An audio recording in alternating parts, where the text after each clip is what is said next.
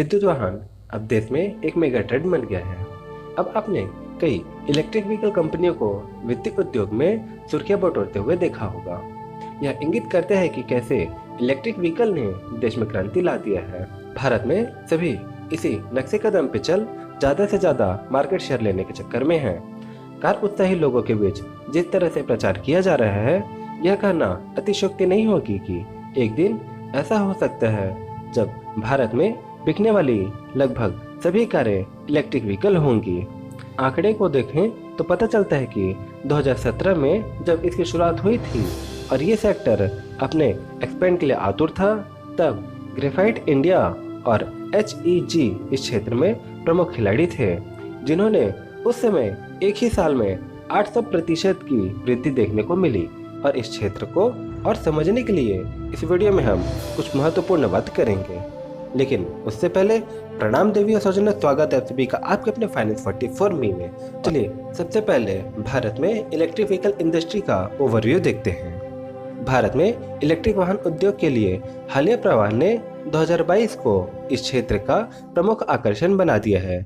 इसके अलावा हाल ही के केंद्रीय बजट ने इलेक्ट्रिक व्हीकल इंफ्रास्ट्रक्चर और बैटरी उद्योग के लिए एक नीति पेश की है, जिसका लक्ष्य है अगले दशक तक देश में लगभग 100% की इलेक्ट्रिक मोबिलिटी का है। ये उद्योग वास्तविक समय के निवेशकों के लिए एक आकर्षक प्रोत्साहन बना है। यह भी ध्यान देने दिलचस्प है कि भारत में ऑटोमोबाइल उद्योग जो है, सकल घरेलू उत्पाद GDP में लगभग 7.5% और निर्माण सकल घरेलू उत्पाद मतलब कि मैन्युफैक्चरिंग GDP में 49% का योगदान देते हैं। इसका देश की अर्थव्यवस्था पर एक महत्वपूर्ण प्रभाव पड़ता है। इसका तात्पर्य यह है कि आने वाले वर्षों में इलेक्ट्रिक व्हीकल उद्योग के विकास से कई ऑटो सहायक और संबंधित क्षेत्रों का विकास भी होगा, क्योंकि वे इसके बढ़ते रुझान के साथ बने रहेंगे। इसके अलावा भारत ट्रैक्टर जैसे कुछ वाहनों का सबसे बड़ा निर्माता है, बस का दूसरा सबसे बड़ा निर्माता है और दुनिया भर में 2 व्हीलर और 3 व्हीलर का सबसे बड़ा उत्पादक है। बाजार के रुझान के अनुसार 2025 के अंत तक प्रति 1000 लोगों में से 72 लोगों के पास वाहनों की पहुंच हो जाएगी। वैश्विक इंजीनियरिंग के कुल $31 बिलियन का लगभग 40% भारत का है। साथ ही देश के अनुसंधान और विकास में खर्च का लगभग 8% ऑटोमोटिव क्षेत्र के लिए है। भारत के ऑटोमोबाइल बाजार में उच्च प्रदर्शन वाले लग्जरी वेरिएंट वाहन, यहाँ तक कि टेस्ला जैसी सुपर कार का अनुभव होना बाकी है। फिर भी इससे इनकार नहीं किया जा सकता कि बाजार की क्षमता बहुत बड़ी है और अभी तक इसका पता लगाया जाना बाकी है कि यह कितना बड़ा है। जबकि अभी की बात करें तो ऑटोमोटिव सेगमेंट में इलेक्ट्रिक व्हीकल की शुरुआत के साथ भारतीय बाजार ने शानदार वृद्धि देखी है। देश के कुछ बड़े इलेक्ट्रिक व्हीकल कंपनियों में निवेश क्यों करें, चलिए एक एक करके देखते हैं। ऑटोमोटिव मिशन प्लान 2016 से 26 के अनुसार भारत सरकार के साथ साथ ऑटोमोटिव उद्योग की महत्वाकांक्षा है। ऑटोमोटिव उद्योग के आकार में और विकास के प्रति योगदान दे और साथ ही दुनिया भर में विश्व स्तर पर अपने पदचिन्ह छोड़े और साथ ही प्रतिस्पर्धा करें। आने वाले दशक में ऑटोमोबाइल क्षेत्र में लगभग 65 मिलियन प्रत्यक्ष और अप्रत्यक्ष रोजगार सृजित होने की उम्मीद है। यह निवेशकों के लिए ऑटोमोबाइल उद्योग में निवेश करने पर विचार करने का एक आकर्षक मकसद सुझाव देता है।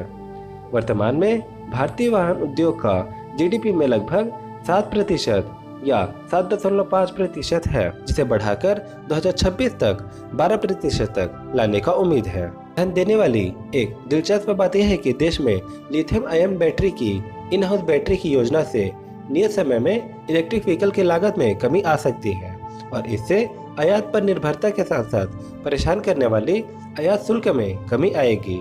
इस प्रकार जल्द ही भारत में एक विशाल बाजार अवसर पैदा होगा। कहा जा रहा है कि भारत में ऑटोमोबाइल मैन्युफैक्चरिंग का भविष्य इलेक्ट्रिक व्हीकल के हाथों में है। मौजूदा जलवायु परिस्थितियों और इससे संबंधित चिंताओं के साथ साथ आने वाले वर्षों में इलेक्ट्रिक व्हीकल का मुख्य आधार बनने की संभावना है। इसीलिए यह एक स्मार्ट निवेशकों के लिए एक लक्ष्य होना चाहिए, क्योंकि भारत में इलेक्ट्रिक व्हीकल बाजार का भविष्य काफी आशाजनक है। इलेक्ट्रिक व्हीकल स्टॉक्स में निवेश करने के लिए निवेशकों के लिए कुछ सुझाव। पहला, अनुसंधान। किसी ऑटोमोबाइल कंपनी में निवेश करने से पहले व्यापक शोध करने का सुझाव दिया जाता है। इलेक्ट्रिक व्हीकल शेयरों के मामले में ऐतिहासिक डेटा पर अपने निवेश के बजाय कंपनियों की भविष्य के वित्तीय विकास क्षमता को समझना महत्वपूर्ण है। अगला है बाजार के दिग्गज। भारत ने ऑटो सेक्टर के क्षेत्र में पर्याप्त वृद्धि देखी है और इस क्षेत्र में और तेजी से विकास के देखने की संभावना है। इसीलिए एक निवेशक के लिए बाजार की प्रतिस्पर्धा और उद्योग की ट्रेडिंग कंपनियों की जांच करना महत्वपूर्ण है, जो भविष्य में उच्च रिटर्न प्रदान करने के लिए जिम्मेदार होंगे। इसके बाद है सरकारी निवेश की जांच करें। ये स्टॉक भारत में बाजार की मांग आपूर्ति को चलाने के लिए संभावना रखते हैं। इलेक्ट्रिक व्हीकल के इन हाउस मैन्युफैक्चरिंग के लिए देश की सरकार से भारी समर्थन मिल रहा है। इलेक्ट्रिक वाहन उद्योग ने भारत में बड़े पैमाने पर कमर कस ली है। साथ ही भारत सरकार और ऑटोमोबाइल निर्माताओं के सहयोग से उद्योग विकास की रोशनी देखने के लिए तैयार है। एक अन्य कारक जो निवेश उद्योग के लिए एक प्रेरक शक्ति के रूप में कार्य करता है वह है विलय और निवेश योजना, जो वर्तमान में घरेलू कंपनियों के साथ पंक्तिबद्ध है। ये व्यापक बुनियादी तत्व है जिन पर एक निवेशक को अपने निवेश को बाजार में कहाँ करना है इसका गहन विश्लेषण करने के लिए विचार करना चाहिए। दोस्तों, देश में इलेक्ट्रिक मोबिलिटी और हरित ऊर्जा की आवश्यकता ने ऑटोमोबाइल निर्माताओं के बीच इलेक्ट्रिक वाहनों के स्टॉक ने एक नई ऊंचाइयों को छुआ है। लाभान्वित होने के लिए कतार में है। जहां तक बाजार के फलने फूलने का सवाल है, महामारी ने ऐसे उत्पादों की मांग पैदा कर दी है जो खतरनाक प्रदूषण स्तर को रोकने में मदद करते हैं और इलेक्ट्रिक वाहन पर्यावरण में उत्सर्जन को कम करने और विकास की दिशा में एक कदम बढ़ाने का एक उल्लेखनीय तरीका है। हालांकि निवेश के दृष्टिकोण से देश में मंदी के पैटर्न के बाद सकारात्मक और नकारात्मक का विश्लेषण करें। निवेश का एक व्यवहार्य निर्णय लेने से पहले सावधानी से जांच परख कर निवेश करें और ईमानदारी से उचित परिश्रम करें। और अब चलिए इलेक्ट्रिक व्हीकल क्षेत्र से जुड़ी कंपनियों के फंडामेंटल के बारे में देखते हैं, जिसमें सबसे पहला है महिंद्रा एंड महिंद्रा, जिसका मार्केट कैपिटलाइजेशन 1,42,830 करोड़ का है और जो डिविडेंड यील्ड है 1.01% का है। कंपनी का पिछले साल का जो सेल्स रहा 90,171 करोड़ का था और नेट प्रॉफिट 6,570 करोड़ का। स्टॉक का पीई 22.7 है और आरओई 14.2% का है। आरओसी 11.3% और डेट कंपनी पे 77,605 करोड़ का है और इसी के अगेंस्ट में कंपनी के पास 11,118 करोड़ का कैश है।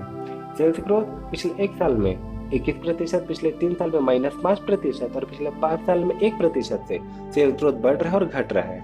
और प्रॉफिट ग्रोथ पिछले एक साल में 225, पिछले 3 साल में 7 और पिछले 5 साल में 13% से इनका प्रॉफिट ग्रोथ बढ़ रहा है।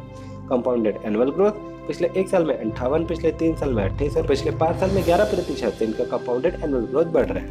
साथ ही आरओई पिछले एक साल में 14, पिछले 3 साल में 6 और पिछले 5 साल में 9% से आरओई भी बढ़ रहे हैं। और आरओसी पिछले एक साल में 11.3, पिछले 3 साल में 9.16 और पिछले 5 साल में 10.6% से इनका आरओसी बढ़ रहा है।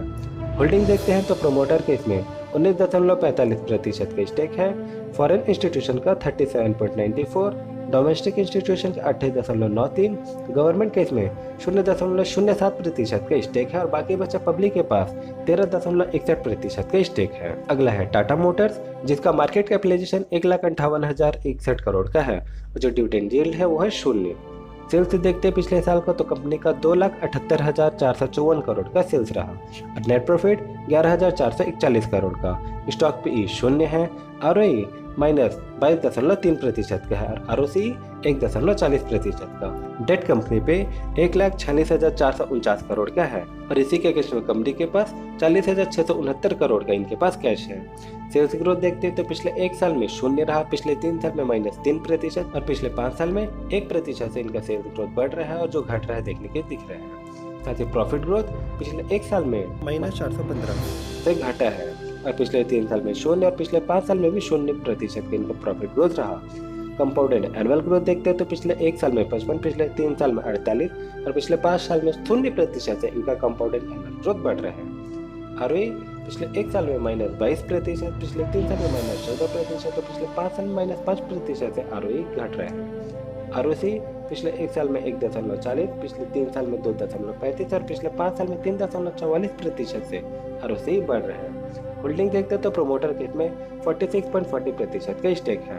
फॉरेन इंस्टीट्यूशन का 13.71% का, डोमेस्टिक इंस्टीट्यूशन का 15.17, गवर्नमेंट का 0.14% का स्टेक है और बाकी बचा पब्लिक के पास 24.57% का स्टेक है। इसके बाद है Tata power.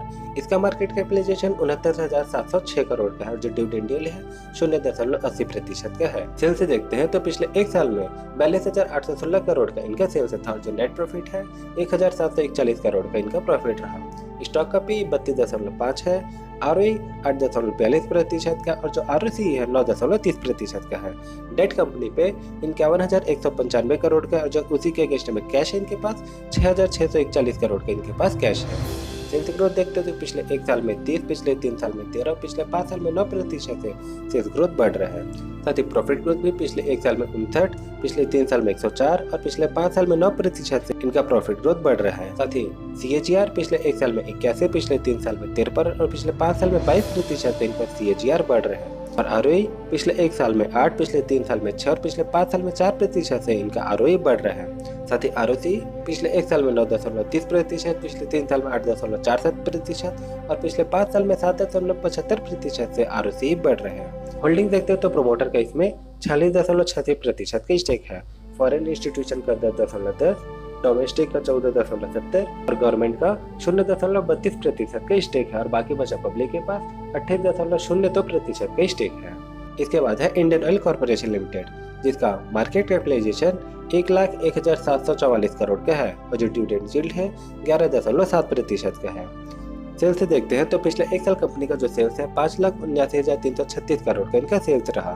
Net profit 25,102 crore का है और जो स्टॉक का पीई है 4.05 का है। आरओई 20.5% का है, आरओसीई 16.1% का और कंपनी के पास जो डेट है 1,32,020 करोड़ का इनके ऊपर डेट है और इसी के अगेंस्ट में कंपनी के पास 1,820 करोड़ का इनके पास कैश है।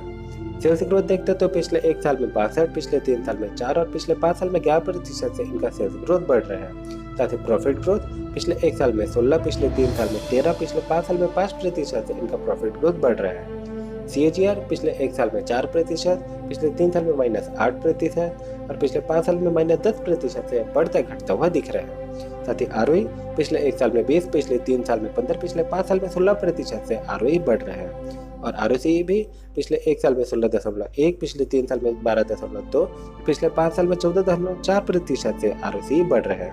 होल्डिंग देखते हैं तो प्रोमोटर के इसमें 51.50% का स्टेक है, फॉरेन इंस्टीट्यूशन का 8.17, डोमेस्टिक 11.51, गवर्नमेंट के इसमें 0.11 और पब्लिक का 28.71% का स्टेक है। इसके बाद है अशोक लाइलैंड, जिसका मार्केट कैपिटलाइजेशन 42,737 करोड़ का है और जो डिविडेंड यील्ड है 0.96% का है। कंपनी का पिछले साल का जो सेल्स है 26,237 करोड़ का था और जो नेट प्रॉफिट है -359 करोड़ का इनका नेट प्रॉफिट रहा। स्टॉक का पीई 336 है, आरओई 1.68% का है और आरओसी 6.25% का। डेट कंपनी पे 24,145 करोड़ के इनके ऊपर डेट है और इसी के अगेंस्ट में कंपनी के पास 2,099 करोड़ के इनके पास कैश है। सेल्स ग्रोथ देखते हैं तो पिछले एक साल में 35, पिछले 3 साल में -8 और पिछले 5 साल में 3% से इनका सेल्स ग्रोथ बढ़ रहा है। साथ ही प्रॉफिट ग्रोथ पिछले एक साल में 235, पिछले 3 साल में -60 और पिछले 5 साल में -39% से प्रॉफिट ग्रोथ घट रहा है। कंपाउंडेड एनुअल ग्रोथ पिछले एक साल में 20, पिछले 3 साल में 36 और पिछले 5 साल में 6% से CAGR बढ़ रहा है। आरओई पिछले एक साल में 2, पिछले 3 साल में 2 और पिछले 5 साल में 11% से आरओई बढ़ रहा है। साथ ही आरओसीई भी पिछले एक साल में 6.25, पिछले 3 साल में 6.86 और पिछले 5 साल में 10.4% से आरओसीई बढ़ रहा है। होल्डिंग देखते हैं तो प्रोमोटर के इसमें 51.54% का स्टेक है, फॉरेन इंस्टीट्यूशन का 15.03, डोमेस्टिक 21.73, गवर्नमेंट का 0.08 और बाकी बचा पब्लिक के पास 11.62% का स्टेक है। इसके बाद है मारुति सुजुकी, जिसका मार्केट कैपिटलाइजेशन 2,65,054 करोड़ का है और जो डिविडेंड यील्ड है 0.68% का है।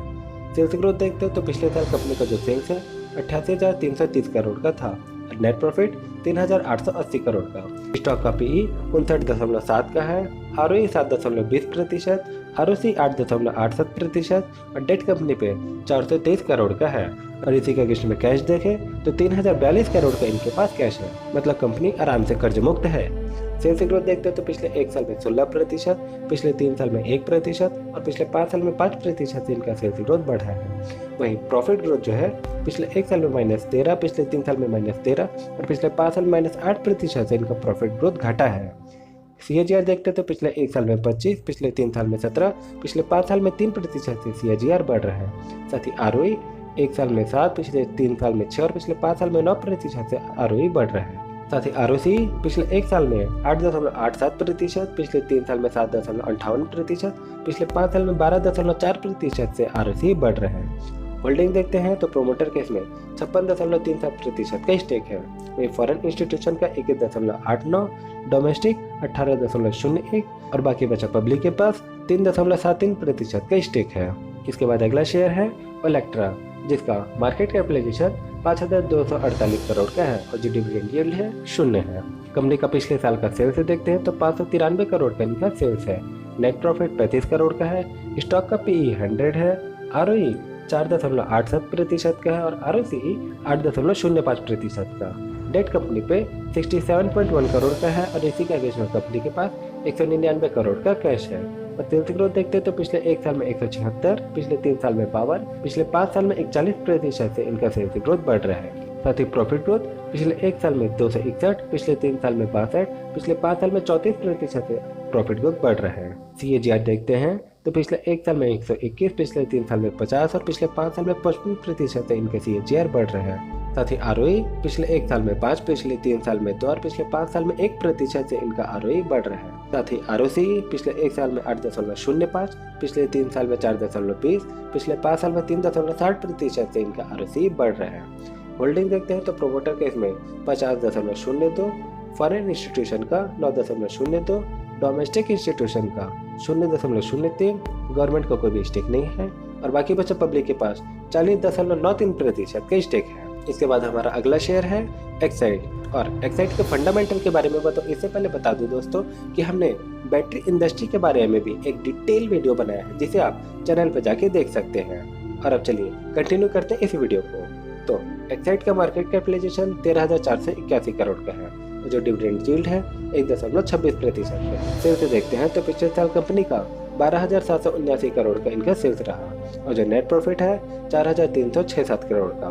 स्टॉक का पीई 2.98 है और ROE 48.8% का है और ROCE 49.6%। डेट कंपनी पे 520 करोड़ का है और कैश कंपनी के पास 199 करोड़ का है। सेल्स ग्रोथ देखते हैं तो पिछले 1 साल में 14, पिछले 3 साल में -3 और पिछले 5 साल में 3% से इनका सेल्स ग्रोथ बढ़ रहा है। साथ ही प्रॉफिट ग्रोथ पिछले 1 साल में 434, पिछले 3 साल में 78 और पिछले 5 साल में 40% से इनका प्रॉफिट ग्रोथ बढ़ रहा है। साथ ही CAGR पिछले 1 साल में -9, पिछले 3 साल में -4 और पिछले 5 साल में -6% है CAGR घट रहा है। ROE पिछले 1 साल में 49, पिछले 3 साल में 27 और पिछले 5 साल में 22% से इनका ROE बढ़ रहा है। साथ ही ROCE पिछले 1 साल में 49.6, पिछले 3 साल में 30.3 और पिछले 5 साल में 27.6% से ROCE बढ़ रहा है। होल्डिंग देखते हैं तो प्रोमोटर केस में 45.99% का स्टेक है, फॉरेन इंस्टीट्यूशन का 10.40, डोमेस्टिक 17.83 और पब्लिक केस में 25.78% का स्टेक है। इसके बाद है एमेरॉन, जिसे हम अमर राजा बैटरी के नाम से भी जानते हैं। तो इसका मार्केट कैपिटलाइजेशन 8,403 करोड़ का है और जो डिविडेंड यील्ड है 0.91% का है। सेल्स देखते हैं तो पिछले साल 12,779 करोड़ का, नेट प्रॉफिट 4,367 करोड़ का रहा, स्टॉक का पीई 16.6 है और ROE 11.6%, ROCE 15.6%, डेट कंपनी पे 126 करोड़ का और इसी के अगेंस्ट में कंपनी के पास 53.6 करोड़ का कैश है। सेल्स ग्रोथ देखते हो तो पिछले 1 साल में 22, पिछले 3 साल में 9, पिछले 5 साल में 10% से इनका सेल्स ग्रोथ बढ़ रहा है। साथ ही प्रॉफिट ग्रोथ पिछले 1 साल में -20% से घटा है, लेकिन पिछले 3 साल में 2 और पिछले 5 साल में 2% से इनका प्रॉफिट ग्रोथ बढ़ रहा है।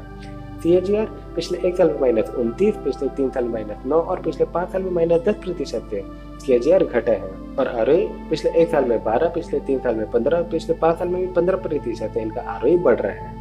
आरओसी पिछले 1 साल में 15.6, पिछले 3 साल में 19.9 और पिछले 5 साल में 21.2% से इनका आरओसी बढ़ रहा है। होल्डिंग देखते हैं तो प्रोमोटर के इसमें 28.06% का स्टेक है। फॉरेन इंस्टीट्यूशन का 18.34, डोमेस्टिक इंस्टीट्यूशन का 10.82 और बाकी बचा पब्लिक के पास 42.77% का स्टेक है। अगला स्टॉक है हिमाद्री। इसका मार्केट कैपिटलाइजेशन 3,409 करोड़ का है, जो डिविडेंड यील्ड है 0.18% का है। सेल से पिछले साल कंपनी का 2,791 करोड़ का रहा, नेट प्रॉफिट 41 करोड़ का रहा, स्टॉक पे 59.8 का है, आरओई 3.12% का, आरओसी 4.57% का है। नेट कंपनी पे 598 करोड़ का है और कैश कंपनी के पास 265 करोड़ का है। सेल्स ग्रोथ देखते हैं तो पिछले 1 साल में 66, पिछले 3 साल में 5 और पिछले 5 साल में 16% से इनका सेल्स ग्रोथ बढ़ा है। प्रॉफिट ग्रोथ देखते हैं तो पिछले 1 साल में 21, पिछले 3 साल में -44 और पिछले 5 साल में -7% से इनका प्रॉफिट ग्रोथ बढ़ रहा है, घट रहा है। सीएजीआर पिछले 1 साल में 56, पिछले 3 साल में 0 और पिछले 5 साल में -1% से इनका सीएजीआर बढ़ रहा है, घट रहा है, हमको ये दिख रहा है। आरओई पिछले 1 साल में 3, पिछले 3 साल में 6 और पिछले 5 साल में 11% से इनका आरओई बढ़ रहा है। साथ ही आरओसी पिछले 1 साल में 4.57, पिछले 3 साल में 6.54 और पिछले 5 साल में 12.9% से इनका आरओसी बढ़ रहा है। होल्डिंग देखते हैं तो प्रोमोटर के इसमें 45.39% का स्टेक है, फॉरेन इंस्टीट्यूशन का 1.61% का, डोमेस्टिक और गवर्नमेंट का इसमें कोई भी स्टेक नहीं है और बाकी बचा पब्लिक के पास 53% का स्टेक है। इसके बाद है हाई एनर्जी बैटरीज, जिसका मार्केट कैपिटलाइजेशन 299 करोड़ का है, जो डिविडेंड यील्ड है 0.90% का है। सेल्स से देखते हैं तो पिछले साल कंपनी का 80 करोड़ का इनका सेल्स रहा और जो नेट प्रॉफिट है 18 करोड़ का था। स्टॉक का पी 16.7 है, आरओई 36.8%, आरओसी 36.4% और डेट कंपनी पे 24.5 करोड़ का है और इसी के अगेंस्ट में कंपनी के पास 4.74 करोड़ का इनके पास कैश है। सेल्स ग्रोथ देखते हैं तो पिछले साल कंपनी का पिछले 1 साल में 2, पिछले 3 साल में 20 और पिछले 5 साल में 11% से इनका सेल्स ग्रोथ बढ़ रहा है। ताकि प्रॉफिट ग्रोथ पिछले 1 साल में -2, पिछले 3 साल में 244 और पिछले 5 साल में 87% से इनका प्रॉफिट ग्रोथ बढ़ रहा है। साथ ही कंपाउंडेड एनुअल ग्रोथ पिछले 1 साल में -28% से घटा है, लेकिन पिछले 3 साल में 119 और पिछले 5 साल में 34% से इनके सीएजीआर बढ़ रहा है। और आरओई पिछले 1 साल में 33, पिछले 3 साल में 41 और पिछले 5 साल में 33% से इनका आरओई बढ़ रहा है। साथ ही आरओसीई पिछले 1 साल में 36.4%, पिछले 3 साल में 35.7% और पिछले 5 साल में 28.3% से इनका आरओसीई बढ़ रहा है। होल्डिंग देखते हैं तो प्रोमोटर के इसमें 40.97% का स्टेक है, फॉरेन इंस्टीट्यूशन का 0 है, डोमेस्टिक इंस्टीट्यूशन का 6.56% का स्टेक है और पब्लिक का 52.38% का इसमें स्टेक है। तो ये था दोस्तों एक छोटा सा वीडियो भारत में इलेक्ट्रिक व्हीकल क्षेत्र से जुड़े कंपनियों के बारे में। कैसा लगा जरूर बताइएगा हमें नीचे कमेंट करके, और वीडियो अच्छा लगा तो लाइक करके हमारा उत्साह जरूर बढ़ाइएगा। और आपके लाइक से यूट्यूब को पता चलता है कि ये जो वीडियो है नॉलेजेबल है, ज्ञानपूर्ण है और फिर इसे दूसरे लोगों तक का पहुंचाता है। साथ ही मेरी कोई टीम नहीं है दोस्तों, तो आपके लाइक से मुझे बहुत ही उत्साह मिलता है, तो लाइक जरूर करिएगा और साथ ही इस वीडियो को अपने दोस्तों के साथ जरूर शेयर करिएगा। और चैनल पर नए हैं तो सब्सक्राइब करके हमारे साथ जरूर जुड़िएगा, जिससे कि आपको ऐसे ही नॉलेजेबल वीडियो मिलते रहे। चलिए हम मिलते हैं आपसे अगले किसी ज्ञानपूर्ण वीडियो में, तब तक के लिए प्रणाम।